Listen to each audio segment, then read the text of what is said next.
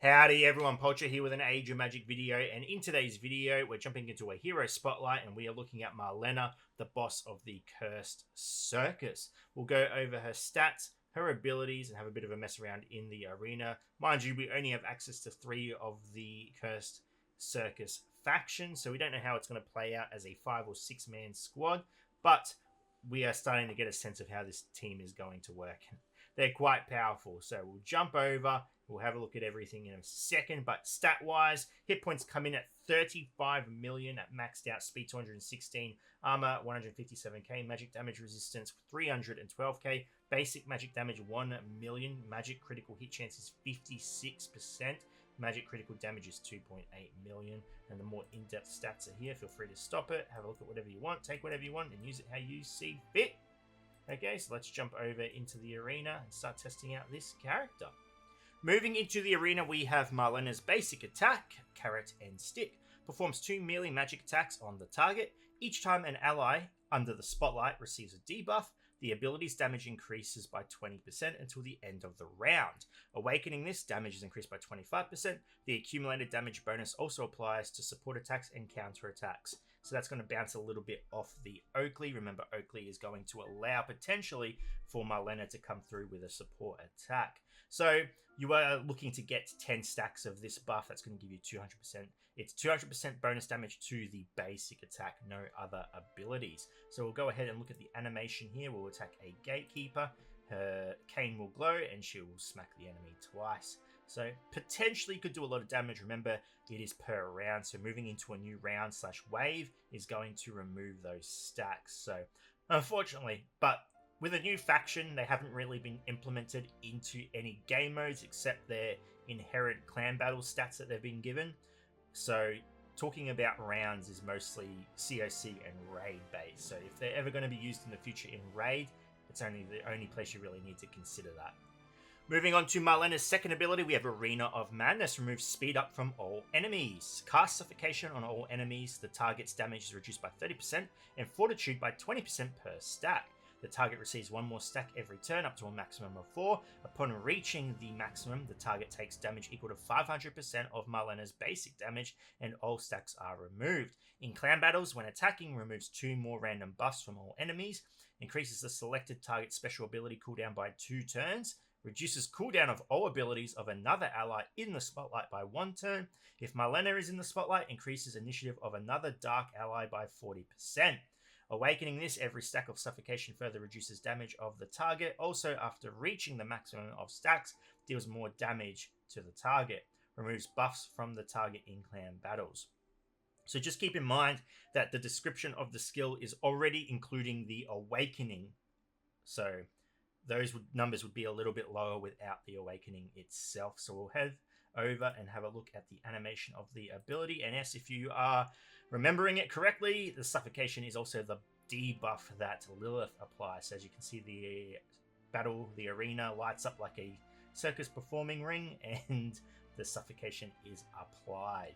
It is a support utility ability. There's no damage that comes out of it initially, but yeah, they are going to take a fair bit of damage when that reaches 4 stacks. 500% is not a laughable number, so not bad at all.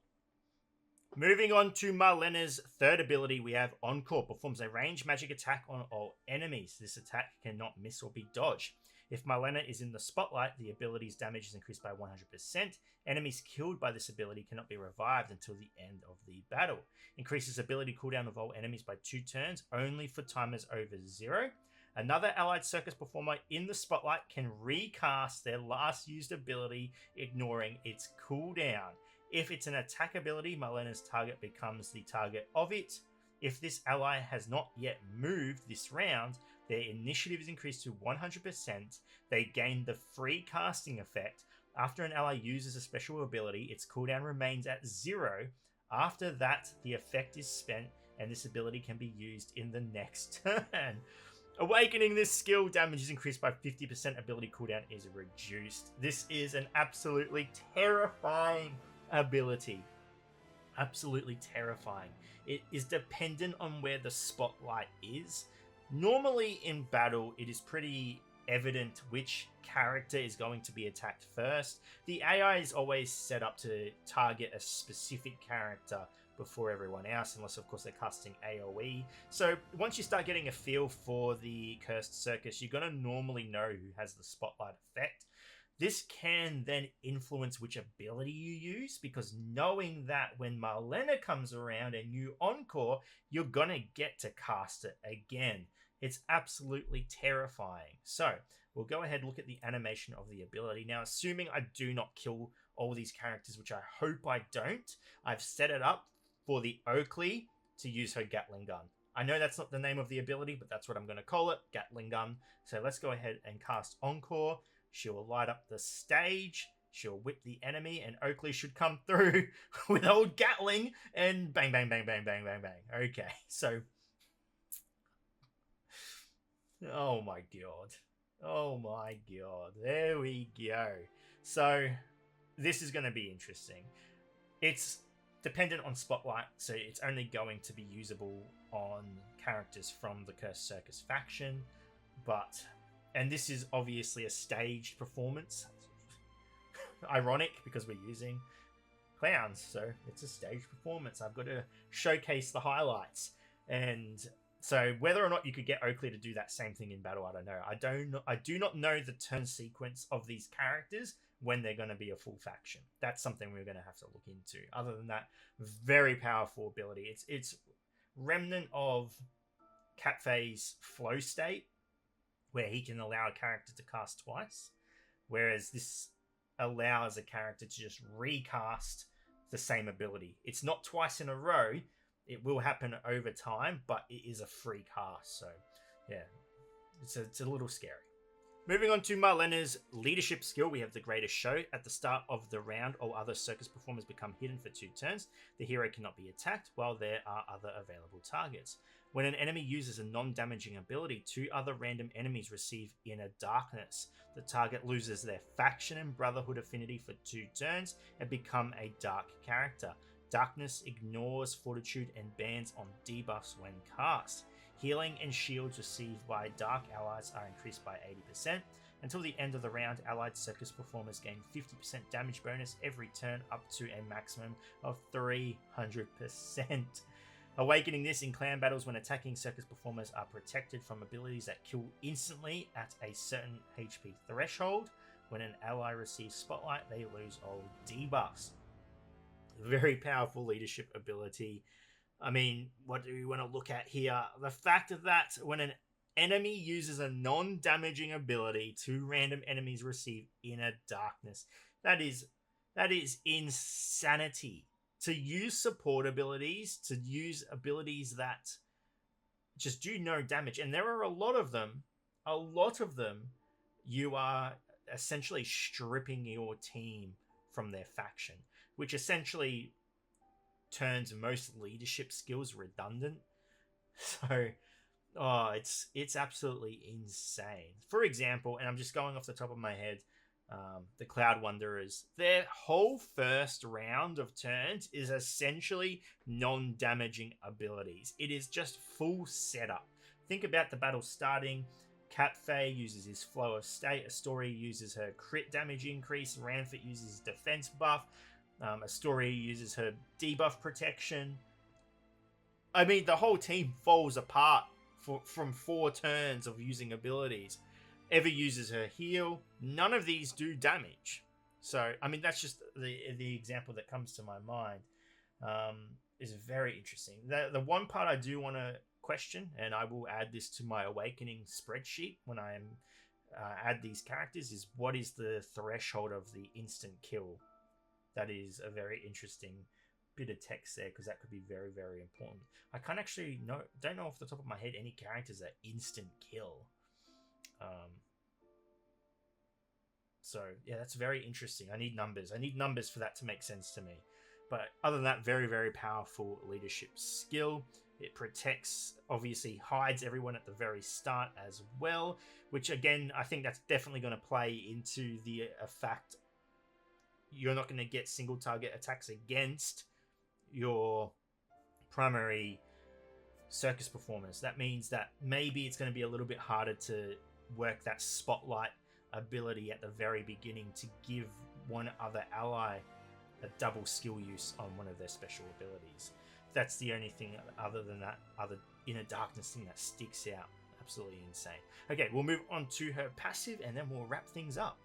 Marlena's passive, Mother of Outcasts. When an enemy uses an active ability with Marlena as the target, she receives Spotlight.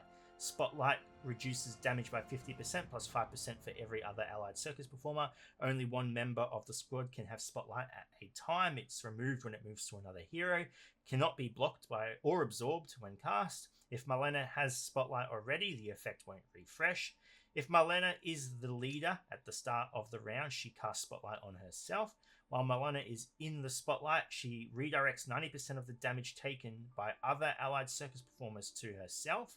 At the start of her turn, Marlena restores 30% of her HP. Oh, Jesus. Okay. That's, you consider 30% HP. Doesn't seem like a huge amount, but when you consider that if she's under Spotlight, she's taking 50% less damage already, plus 5% for every other circus performer. Oh, I mean, I'd like to see what the healer, just from the abilities that the circus performers have so far, I have a feeling the healer is going to be kind of like Impus, maybe. And yeah, Impus is the only one that really comes to mind, where they're more focused on damage dealing. What's his name? Oh, I forgot it. Oh no, what's his name? The druid, the Vendigor. You know, those healers that are very damage heavy based over healing.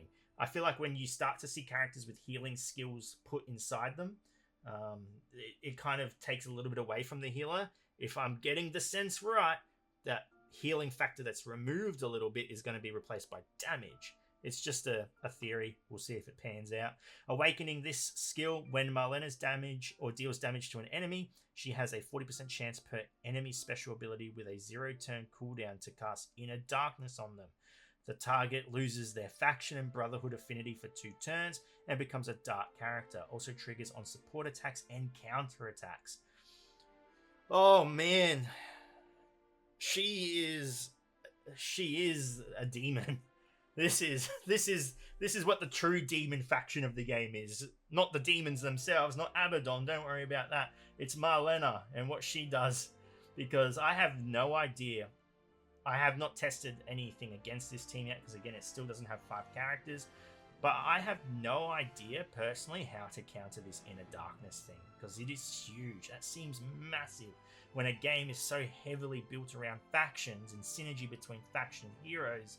You have a character who simply, not through ability itself, through passives and leadership skills, can just strip that away. It's not being cast. It is dependent on your skills and abilities that you're using. It's just constantly present on the battlefield. So, oh, my brain hurts trying to think of how to counter something like this. But we'll figure it out. We always do. Anyway, ladies and gentlemen, thank you so much for watching. If you have any questions, feel free to leave a comment below. I will answer it to the best of my ability. And wherever you're in the world, until next time, please take care of yourself.